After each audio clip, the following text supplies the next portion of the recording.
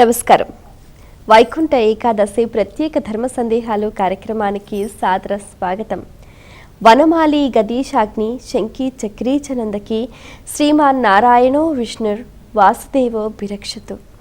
సమస్త దేవతలు, ఋషులు, మునులు, పురాణవేత్తలు, ఎందరెందరో భక్తులు ఆ పరమాత్ముని అనుగ్రహం పొందే పరమ పవిత్రమైన రోజు వైకుంఠ ఏకాదశి.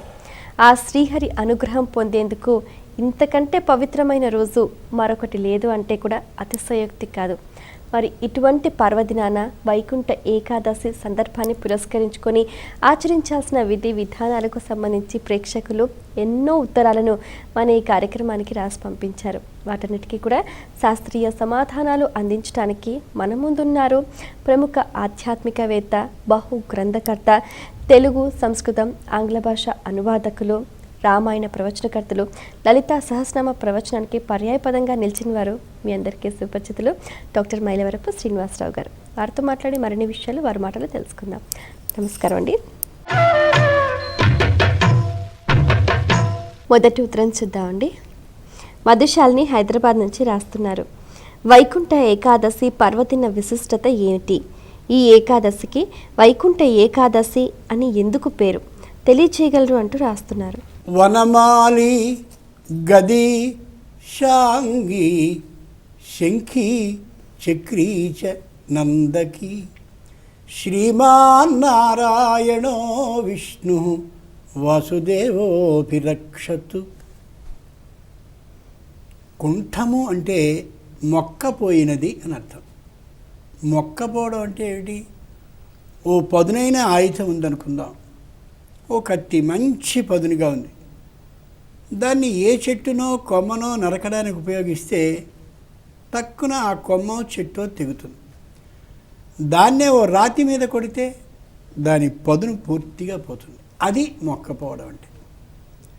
మన ఆలోచనలు, మన విశేషాలు అన్నీ కూడా కుంఠీకృతం. అంటే మొక్కపోయే చోటేది అంటే అక్కడ వైకుంఠంలో. వికుంఠం మరింతగా మొక్కపోయేలా చేయగలిగిన స్థలం. మనం ఎన్ని ప్రశ్నలో అడుగుదామని పరమేశ్వరుడి దగ్గరికి వెళ్ళినా, ఇలాగే నువ్వెందుకుంటావు అని అడగదలిచినా, నేనక్కడ నువ్వు ఉన్నటువంటి స్థానంలో ఉంటే తప్పేమిటి అని కానీ గట్టిగా మధుకైఠబులు లాంటి వాళ్ళు ప్రశ్నించదలిచినా, అలాంటి ఆలోచన లేకుండా వికుంఠం పూర్తిగా మొక్కపోయేలా చేయగలిగిన స్థలం వికుంఠం. ఆ వికుంఠంలో ఉండేటటువంటి వాడు వైకుంఠుడు. వైకుంఠుడు అంటే శ్రీ మహావిష్ణువు. ఓ వినాయకుడికి చతుర్థి ఎలా అయితే ఆరాధ్యమైనటువంటి తిథో, ఓ అమ్మవారికి అష్టమి తిథి, పంచమి తిథి ఎలా అయితే ఆరాధ్యమైనటువంటి తిథిలో, అలాగే శ్రీ మహావిష్ణువుకి ఆరాధ్యమైన ప్రీతికరమైనటువంటి తిథి ఏకాదశి.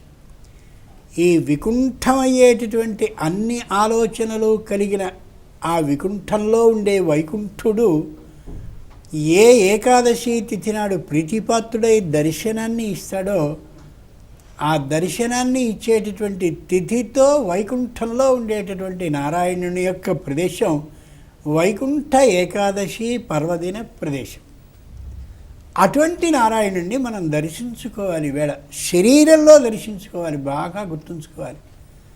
కాబట్టి వైకుంఠ ఏకాదశి మిగిలినటువంటి 11 ఏకాదశుల కంటే అతి ముఖ్యమైనటువంటిది. ఏకాదశి ప్రీతిపాత్రమైంది విష్ణువుకి. కాబట్టే భీష్ముడంతటి వాడికి విష్ణు సహస్రనామాన్ని వినిపించుకునేలా చేసి తాను విని, తనకి ప్రీతిపాత్రమైన ఏకాదశిని భీష్మ పితామహునికి ఇచ్చి భీష్మైకాదశి అన్నాడు ఆయన. భీష్ముడు సంపూర్ణమైన శరణాగతి ధర్మంతో అక్కడ ఎందుకు చేశాడు అంటే, తన ఆలోచనలు ఎన్నెన్నో ఉన్న పాండవుల విషయంలో ఏమీ చేయలేక, కౌరవుల విషయంలో ఏమీ చేయలేక పూర్తిగా వికుంఠ స్థితిని పొందాడు. తన ఆలోచనలన్నీ వ్యర్థమైపోయాయి పరమేశ్వరుని నిర్ణయం ముందు. మమ వర్తమాను వర్తంతే మనుష్య పార్థ సర్వశః. నువ్వెన్ని ఆలోచనలు చేయి, అన్ని ఆలోచనల్ని వికుంఠ మొక్కపోయేలా పని చేయకుండా ఉండేలా చేయగలిగిన వాడిని నేను, నా ఆలోచన ప్రకారమే నడిపించేవాడిని నేను అని స్పష్టంగా చెప్తాడు. అటువంటి వికుంఠంలో ఉండే అధిపతి వైకుంఠుడు ఏకాదశి తిథి.